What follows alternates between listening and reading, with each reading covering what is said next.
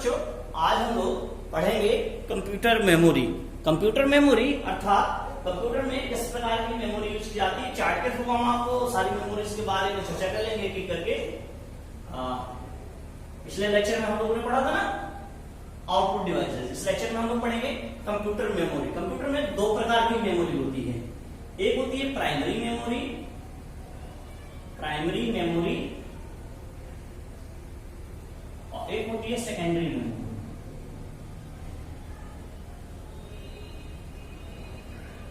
Primary memory और secondary memory.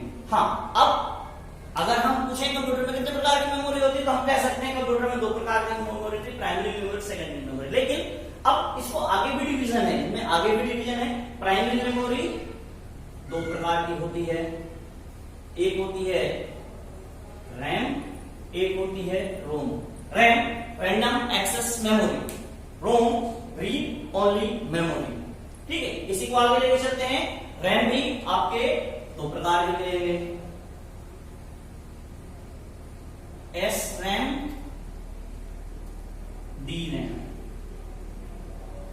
S for static RAM, D for dynamic RAM.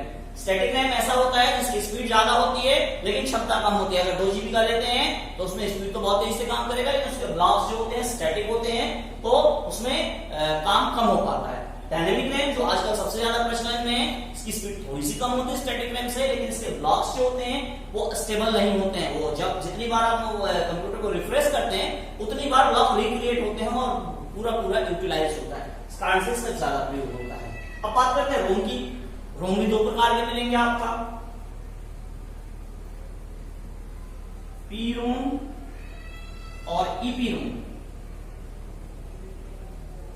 P for programmable read only memory, E P ROM erasable programmable read only memory. ROM को ऐसे समझ सकते हैं जैसे आपकी किताब छपछपाई आ रही ना, पहले से बनी बनाई है सब कुछ, ऐसे ही कंप्यूटर में ऐसा चिप होता है जिसमें पहले से सारा डेटा फीड होता है, वो रोम होता है। ठीक है, अब रोम दो प्रकार के होते हैं, एक तो बना बनाया मिल जाएगा, आपको कुछ नहीं करना है। एक होता है खाली मिलेगा, आपको उसमें भरना है, जैसे आपकी कॉपी मिलती है ना, किताब तो बना बनाया मिलता है, वो रोम हो गया। प्रोग्रामेबल रोम, खाली कॉपी मिल गई, आपने उसमें पेन से लिखा, ठीक है, तो वो प्रोग्राम कर दिया आपने एक बार लिख दिया पेन से, फिर नहीं बदलेगा क्या? नहीं बदलेगा, जो लिखा है वही बना रहेगा। ठीक है, दूसरा आता है E P ROM, erasable programmable read only memory. Erasable programmable अर्थात इसे इरेज किया जा सकता है। आप उसी कॉपी का उदाहरण लीजिए, आप पेन से लिख रहे थे, आप पेंसिल से लिख रहे हैं। पेंसिल से लिखने के बाद क्या होता है कि आपको लगता है कि ये पूरा काम हो गया, आपने मिटा के दोबारा लिख लिया, तो वो erasable programmable read only memory. Erasable की भी क्षमता होती है, कितनी बार इरेज की जा सकती है। जैसे पेंसिल से लिखा हुआ पेज पर बार मिटाएंगे, कुछ देर बाद पेज फट जाता है। ठीक है, तो erasable programmable read only memory. ठीक है, इसके डिटेल आगे भी हैं, इनके ईपी रोम के और भी हैं, electrical erasable programmable read only memory, ultraviolet erasable programmable read only memory. चूंकि सिलेबस में है तो उसको वहीं किनारे कर देते हैं। बात करते हैं सेकेंडरी मेमोरी की। प्राइमरी मेमोरी के बाद बारी आती है सेकेंडरी मेमोरी की। रैम और रोम छोड़कर जितनी भी मेमोरी आपने देखी होगी अभी तक, वो सारी की सारी सेकेंडरी मेमोरी कहलाती है। सेकेंडरी मेमोरी में आपकी होती है hard disk drive, CD, DVD, pen drive. Pen drive के बाद आता है chip drive, memory card, magnetic card, magnetic disk, magnetic tape भी होता है, और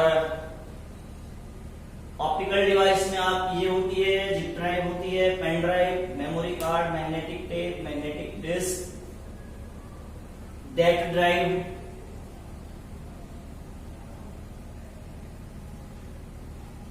और भी नए फीचर्स आ रहे हैं जो कि सेकेंडरी मेमोरी में होती है, प्राइमरी मेमोरी में नहीं होती है। तो हम ऐसे कह सकते हैं कंप्यूटर मेमोरी हमारे दो भागों में बटा है, प्राइमरी मेमोरी और secondary memory. Further primary memory को हम रैम और रोम में बांट सकते हैं। RAM stand for random access memory, ROM stand for read only memory. Then SRAM static RAM, DRAM dynamic RAM, PROM programmable read only memory, EPROM erasable programmable read only memory. Secondary memory की बात करते हैं तो hard disk drive, CD DVD drive, pen drive, zip drive, memory card mobile में जो लगता है उसको मेमोरी कार्ड कहते हैं, magnetic disk, magnetic tape, data drive और भी बहुत सारे डिवाइसेस होंगी जो आपकी सेकेंडरी मेमोरी के अंतर्गत आएगी। इसके बाद अगले लेक्चर में हम लोग इस पार्ट के अंत के प्रश्न उत्तर और कुछ छूटे हुए टॉपिक्स अगर होते हैं तो उनको कवर करेंगे।